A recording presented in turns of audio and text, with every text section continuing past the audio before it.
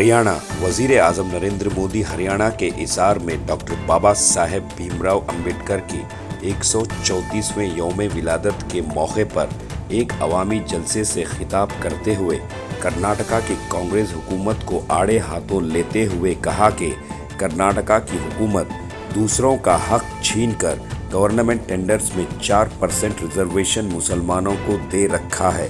कांग्रेस पर लगाया vote bank को रिझाने का इल्जाम। वजीर आजम नरेंद्र मोदी ने 2023 में मरकज में मौजूद कांग्रेस हुकूमत पर वक्फ कानून में बड़े बदलाव लाकर बिल पास करने का लगाया इल्जाम। वजीर आजम नरेंद्र मोदी ने वक्फ बोर्ड तरमीमी बिल को लेकर कहा कि पिछले सरकारों में वक्फ बोर्ड के आड़ में लैंड माफिया के जरिए आदिवासियों की जमीन का नाजायज तौर पर हड़पने और उसका गलत इस्तेमाल करने का जिक्र किया। वजीर आजम नरेंद्र मोदी ने मजीद कहा कि अगर वक्फ बोर्ड की जमीन का सही इस्तेमाल किया होता तो आज मुस्लिम नौजवान पंचर जोड़ने का काम नहीं करते, कोई गरीब परेशान ना होता। मौजूदा वक्फ अमेंडमेंट बिल के पास करने को लेकर कहा कि मुस्लिम पसमानदा नौजवान बेवाओं और बच्चों को बराबर हक देना और उनके मुस्तकबिल को महफूज करने की बात कही। तो आइए देखते हैं तफसीली रिपोर्ट। Bureau report Atraf TV Urdu news. Congress ने बाबा साहब आम्बेडकर ने जो सपना देखा था, सामाजिक न्याय के लिए संविधान में जो व्यवस्था की थी, उसको भी पीठ में छुरा भोंककर उस संविधान के उस प्रावधान को तुष्टीकरण का माध्यम बना दिया। अभी आपने भी समाचारों में सुना होगा, कर्नाटका की कांग्रेस सरकार ने टेंडर में भी अब एससी, एसटी, ओबीसी के अधिकार छीन करके धर्म के आधार पर आरक्षण दे दिया, जबकि संविधान में बाबा साहब आम्बेडकर ने साफ साफ शब्दों में चर्चा में कहा था कि संविधान में कतई धर्म के आधार पर आरक्षण की व्यवस्था नहीं की जाएगी। और हमारे संविधान ने धर्म के आधार पर आरक्षण के लिए प्रतिबंध लगाया हुआ है। साथियों, कांग्रेस की तुष्टीकरण की इस नीति का बहुत बड़ा नुकसान मुस्लिम समाज को भी हुआ है। कांग्रेस ने सिर्फ कुछ कट्टरपंथियों को ही खुश किया, बाकी समाज बेहाल रहा, अशिक्षित रहा, गरीब रहा। कांग्रेस की इस कुनीति का सबसे बड़ा प्रमाण वक्फ कानून है। देश आजाद होने के बाद 2013 तक वक्फ का कानून चलता था, लेकिन चुनाव जीतने के लिए, तुष्टीकरण की राजनीति के लिए, वोट बैंक की राजनीति के लिए 2013 के आखिर में, आखिरी सत्र में कांग्रेस ने इतने सालों तक चल रहे वक्फ के कानून में आनन फानन संशोधन कर दिया ताकि चुनाव में वोट पा सके। वोट बैंक को खुश करने के लिए इस कानून को ऐसा बना दिया कि बाबा साहब आम्बेडकर के संविधान की ऐसी की तैसी संविधान से ऊपर कर दिया। ये बाबा साहब का सबसे बड़ा अपमान का काम था। साथियों, ये कहते हैं कि उन्होंने मुसलमानों के हित में किया। मैं जरा ऐसे सभियों से पूछना चाहता हूं, वोट बैंक के भूखे इन राजनेताओं से कहना चाहता हूं, अगर सच्चे अर्थ से आपके दिल में मुसलमानों के लिए थोड़ी भी हमदर्दी है, तो कांग्रेस पार्टी अपने पार्टी के अध्यक्ष मुसलमान को बनाए। क्यों नहीं बनाते भाई? संसद में टिकट देते हैं, 50% मुसलमानों को दो। जीत करके आएंगे तो अपनी बात बताएंगे, लेकिन ये नहीं करना है। कांग्रेस में तो कुछ नहीं देना है। देश के नागरिकों के अधिकारों को छीनना और देना, इनकी नीयत किसी का भी भला करने की कभी नहीं रही, मुसलमानों का भला करने की भी नहीं रही। यही कांग्रेस की अच्छी सच्चाई है। साथियों, वक्फ के नाम पर लाखों हेक्टेयर जमीन पूरे देश में है। इस जमीन, इस प्रॉपर्टी से गरीब का, बेसहारा महिलाओं बच्चों का भला होना चाहिए था। और आज ईमानदारी से उसका उपयोग हुआ होता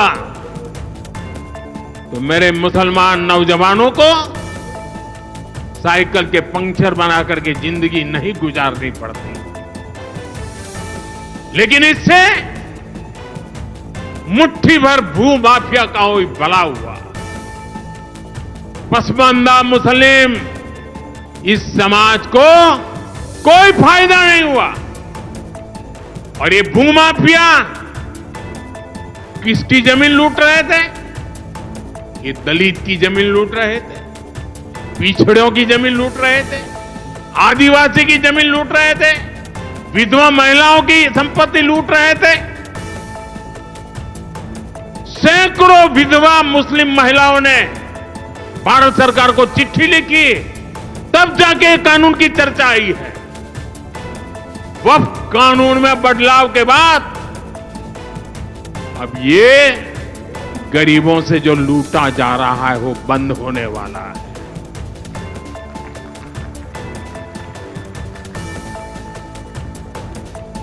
और सबसे बड़ी बात,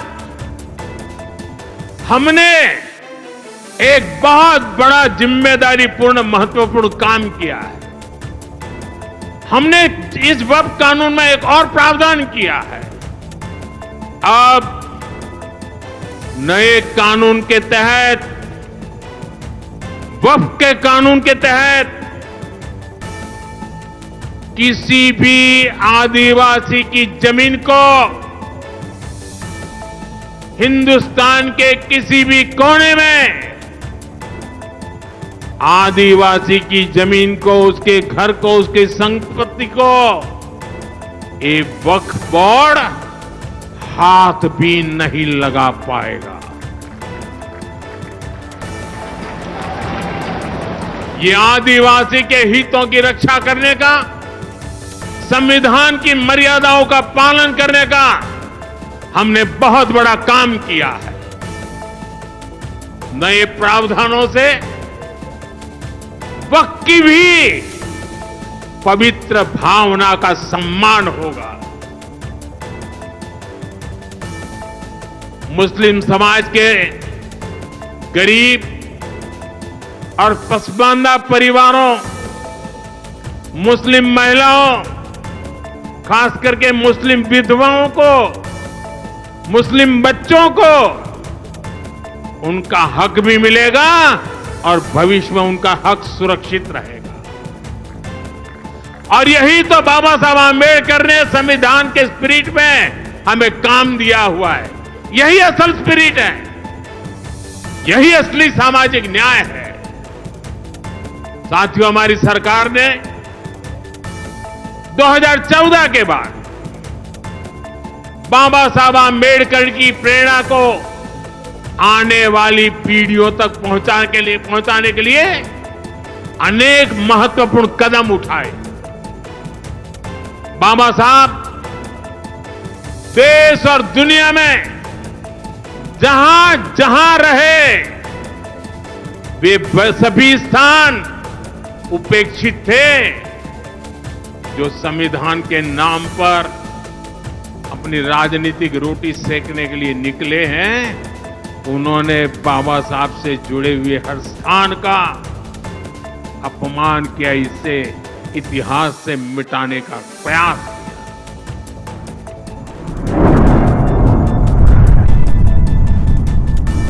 अतराफ टीवी, हर बात सच के साथ।